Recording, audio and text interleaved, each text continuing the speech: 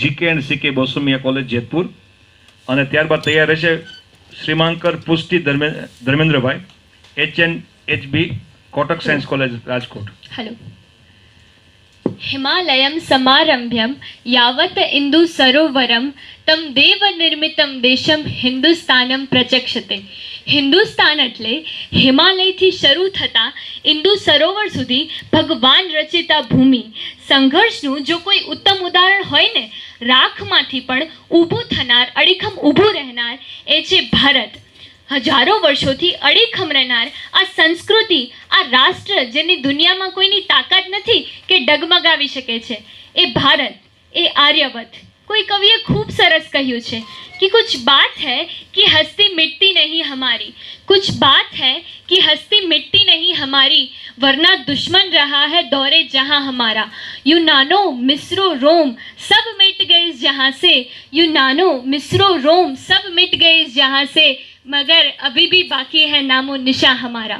વિશ્વની બીજા નંબરની વસ્તી એટલે 125 કરોડનો લોક સમૂહ આપણું ભારત.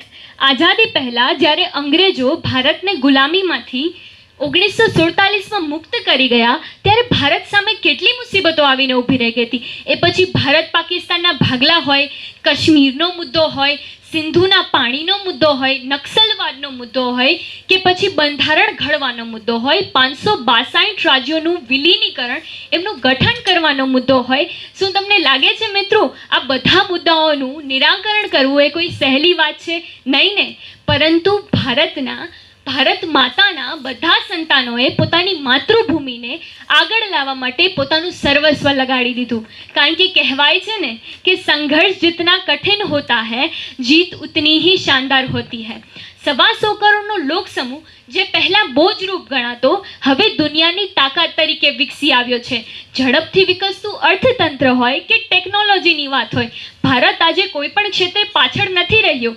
ભારત આજે $3 ટ્રિલિયન ઇકોનોમી બની ગયું છે. એમને હજુ $5 ટ્રિલિયન ઇકોનોમી બનવી છે.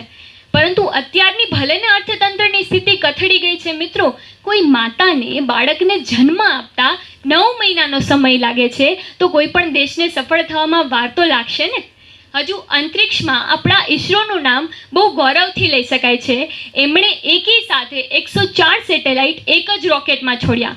વાત પછી ચંદ્રયાન 2ની હોય કે મંગળયાનની હોય, ભારત આજે કોલર ટાઈટ કરીને વિશ્વ સમક્ષ નજર મિલાવી શકે છે.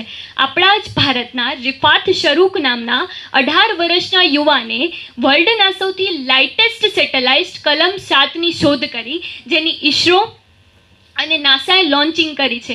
રમતગમતના ક્ષેત્રે kabaddi, cricket, badminton, table tennis આપણા ભારતના બધા ખેલાડીઓનું પ્રદર્શન ઉત્કૃષ્ટ રહ્યું છે. શેફાલી વર્મા ભારતના યંગેસ્ટ વુમેન પ્લેયર, 15 વર્ષની ઉંમરે ભારત માટે T20 રમનાર ખેલાડી.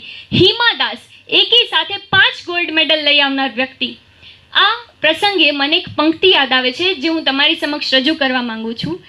जहाँ डाल डाल पर सोने की चिड़िया करती है बसेरा, वो भारत देश है मेरा, वो भारत देश है मेरा, वो भारत देश है मेरा, वो ભારત દેશ હે મેરા.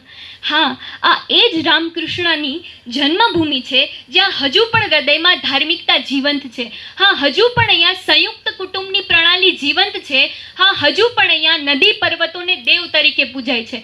હા, હજુ પણ અહીં અરુણાચલમ મુરુગથમ જેવા પેડમેન સ્ત્રીઓ માટે લડત ચલાવે છે. હા, હજુ પણ અહીં વિંગ કમાન્ડર અભિનંદન જેવા વ્યક્તિઓ ભારત માટે લડે છે. હાવડી મોદી શબ્દથી તો આપણે બધા પરિચિત જ છીએ ને. 27 સપ્ટેમ્બર 2019 યુનોમાં આપણા વડાપ્રધાનનું ભાષણ, એમને મળેલો પ્રતિભાવ, એમને મળેલું ઐતિહાસિક સન્માન, એમનો આત્મવિશ્વાસ કે જેને જોઈને ભલભલા ડગમગી જાય. મિત્રો, અંતે હું તમને એટલું કહેવા માંગીશ કે એક ભારતીય નાગરિક તરીકે તમારી મન અને બુદ્ધિને પૂછી જુઓ કે એક ભારતીય તરીકે તમારો આત્મવિશ્વાસ વધ્યો છે? શું આંતરરાષ્ટ્રીય સ્તરે ભારતની છબી સુધરી છે? જો એનો જવાબ હા હોય ને મિત્રો, તો કહી શકાય કે મેરા ભારત મહાન. જય હિન્દ, જય ભારત. અસ્તુ.